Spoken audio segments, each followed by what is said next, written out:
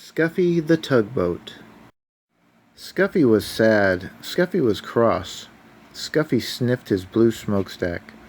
"A toy store is no place for a red-painted tugboat," said Scuffy, and he sniffed his blue smokestack again. "I was meant for bigger things." "Perhaps you would not be cross if you went sailing," said the man with the polka-dot tie who owned the shop. So one night he took Scuffy home to his little boy. He filled the bathtub with water. "Sail, little tugboat," said the little boy. "I won't sail in the bathtub," said Scuffy. "A tub is no place for a red-painted tugboat. I was meant for bigger things." The next day the man with the polka-dot tie and his little boy carried Scuffy to a laughing brook that started high in the hills. "Sail, little tugboat," said the man with the polka-dot tie. It was spring, and the brook was full to the brim with its water. And the water moved in a hurry, as all things move in a hurry when it is spring. Scuffy was in a hurry too. "Come back, little tugboat, come back," cried the little boy as the hurrying, brimful brook carried Scuffy downstream. "Not I," tooted Scuffy, "not I. This is the life for me."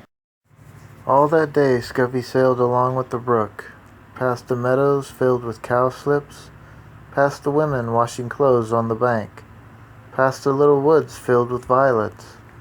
Cows came to the brook to drink. They stood in the cool water, and it was fun to sail around between their legs and bump softly into their noses. It was fun to see them drink. But when a white and brown cow almost drank Scuffy instead of the brook's cool water, Scuffy was frightened. That was not fun. Night came, and with it the moon. There was nothing to see but the quiet trees. Suddenly an owl called out, "Hoot, hoot! Toot, toot!" cried the frightened tugboat, and he wished he could see the smiling face of the man with the polka-dot tie. When morning came, Scuffy was cross instead of frightened. "I was meant for bigger things, but which way am I to go?" he said. But there was only one way to go, and that was with the running water where the two brooks met to form a small river. And with the river sailed Scuffy, the red-painted tugboat. He was proud when he sailed past villages. "People build villages at the edge of my river," said Scuffy, and he straightened his blue smokestack. Once Scuffy's river joined a small one jammed with logs. Here were men in heavy jackets and great boots, walking about on the floating logs, trying to pry them free. "Toot toot, let me through," demanded Scuffy, but the men paid no attention to him. They pushed the logs apart so they would drift with the river to the sawmill in the town. Scuffy bumped along with the jostling logs. "Ouch!" he cried as two logs bumped together. "This is a fine river," said Scuffy, "but it's very busy and very big for me." He was proud when he sailed under the bridges. "My river is so wide and so deep that people must build bridges to cross it." The river moved through big towns now instead of villages. And the bridges over it were very wide, wide enough so that many cars and trucks and streetcars could cross all at once. The river got deeper and deeper. Scuffy did not have to tuck up his bottom. The river moved faster and faster. "I feel like a train instead of a tugboat," said Scuffy as he was hurried along. He was proud when he passed the old sawmill with its water wheel. But high in the hills and mountains the winter snow melted. Water filled the brooks and rushed from there into the small rivers. Faster and faster it flowed to the great river where Scuffy sailed.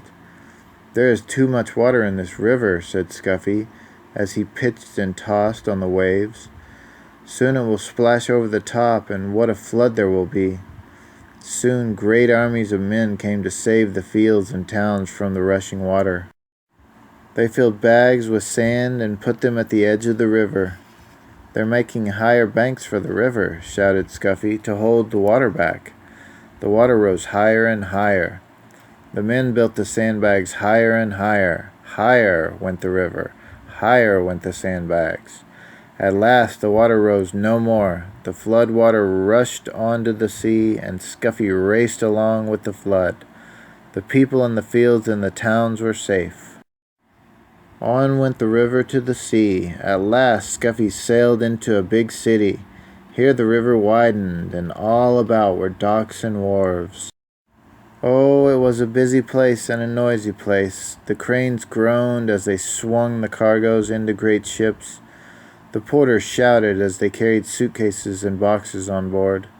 Horses stamped and truck motors roared. Streetcars clanged and people shouted. Scuffy said, "Toot toot," but nobody noticed. "Oh, oh," cried Scuffy when he saw the sea. "There is no beginning and there is no end to the sea.